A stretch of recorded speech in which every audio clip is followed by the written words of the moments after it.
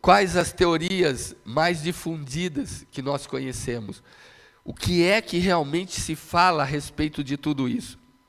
Respeitando todas as religiões, todos os pensamentos, todas as crenças, com muito temor eu vou tentar passar para você aqui para onde nós vamos depois da morte. Quais as 3 teorias mais difundidas no meio cristão protestante? Porque você não pode fazer como, por exemplo, a Igreja Católica pensa, todo o catolicismo pensa do mesmo jeito. Os muçulmanos, todos pensam do mesmo jeito. Budismo, assim também. Hinduísmo, do mesmo jeito.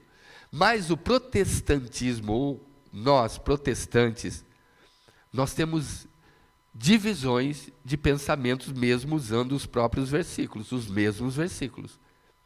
Porque cabe interpretação, fala interpretação. Então, tenta entender o que eu vou falar para você. Respeitando também, que aqui a gente não fala mal, a gente fala a Bíblia. Os adventistas, os testemunhas de Jeová, eles creem na teoria do sono da alma, que é a teoria onde dizem que, uma vez que morreram, ficam dormindo no túmulo, no lugar que foram enterrados, até o dia da ressurreição do juízo final. Eles acreditam que se alguém morre e depois que morre continua vivendo, falou, não tem sentido para eles a ressurreição. Para que vai ressuscitar se a pessoa já continua viva mesmo depois da morte em um outro estágio? Então não tem sentido a ressurreição. Por isso, eles creem que dormem ou descansam das suas obras, das suas dores, das suas doenças, das suas lutas, até a ressurreição dos mortos. E lá eles ficam dormindo, só voltam a viver quando ressuscitados. Detalhe, quando Paulo usa o eufemismo de que dormem no Senhor, ele está falando ali que para o cristão, para quem está em Cristo, a morte não é um fim, mas é como um sono. A morte para nós cristãos é como alguém que dorme e vai despertar daqui a pouco. Vai ser despertado novamente para a sua atividade. Em João, capítulo 11, verso 11, Jesus fala assim, ó, Lázaro, o nosso amigo, está dormindo. E os discípulos falaram assim, mas se ele está dormindo, Senhor, deixa que depois ele vai acordar aí, nós não precisamos ir até Betânia para despertá-lo. E aí no verso 14 ele fala assim, claramente, vocês não entenderam, Lázaro morreu. Porque para nós, quando Lázaro, ele fala, está morto, ele morreu, porque Jesus iria despertá-lo para as coisas aqui da terra. Veja a segunda teoria. No meio evangélico, tá, gente? Por isso tem igrejas e igrejas. Você tem que saber o que essa igreja pensa, que você vai saber o que essa aqui pensa. A segunda teoria é que só os ímpios dormem e os justos vivem. Também não dá base bíblica.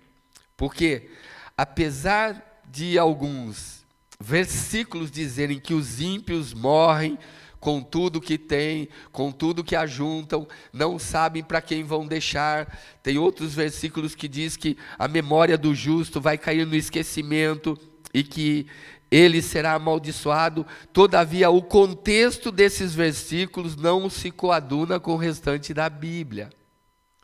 Olha o que eu vou te falar agora.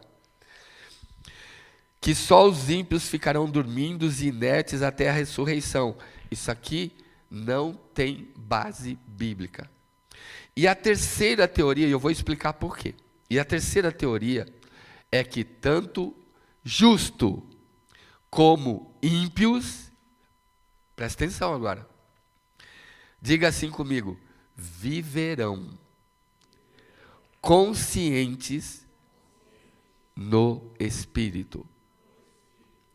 Por isso que agora a gente entende aqueles versículos que são colocados nos caixões e nos velórios. E o pó, Eclesiastes 12:7. E o pó volta à terra como era. E o Espírito volta a Deus que o... Então presta atenção. O pó é o corpo.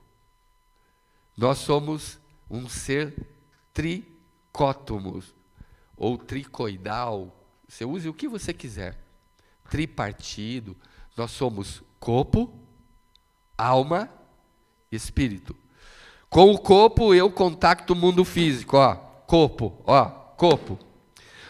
Meu corpo tem os sentidos dele. Tato, audição, paladar. Tudo isso no corpo, amém? Visão. Esse é o meu corpo. Então esse transporte foi criado para eu viver no mundo físico, amém? Aí eu tenho as minhas emoções, a alma, a minha psique é a sede das minhas emoções, tudo que eu sinto está na alma, e depois eu tenho uma outra parte dentro de mim que busca Deus. O corpo não busca Deus e a alma não busca Deus. O corpo não se converte nunca. Se você soltar o seu corpo, ele vai para o vício, ele vai para o erro, ele vai para o pecado, porque o corpo busca, grita, clama por prazer. Ele não se converte nunca, ele tem que ser disciplinado. Por isso que Paulo fala, eu subjugo meu corpo. Eu estou aqui lutando contra a minha carne. Eu estou colocando freio na minha carne. Eu pego a minha carne e eu amarro ela. E eu disciplino ela. Porque ela me tortura, é uma guerra constante contra o meu espírito. E eu tenho uma parte em mim que busca Deus, que é o meu espírito. O meu espírito nasce de novo. A minha alma, as minhas emoções são recriadas. E o meu corpo é disciplinado. Senão eu não consigo seguir em frente. Então eu sou corpo, alma e espírito. Por isso que o pó, meu corpo, junto com todos os meus sentidos, vão para onde? E o pó volte a? Vamos, gente, o pó volte a? E o espírito, a parte sua que busca Deus e que é imorrível. Se existisse esse termo, se não existiu, eu inventei agora. Mas é imorrível, imatável.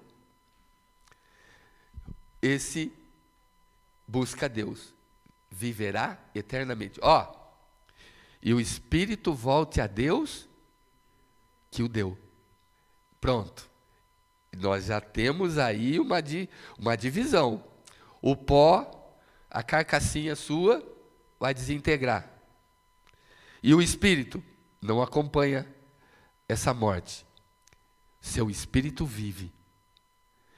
E pasme, vive para sempre.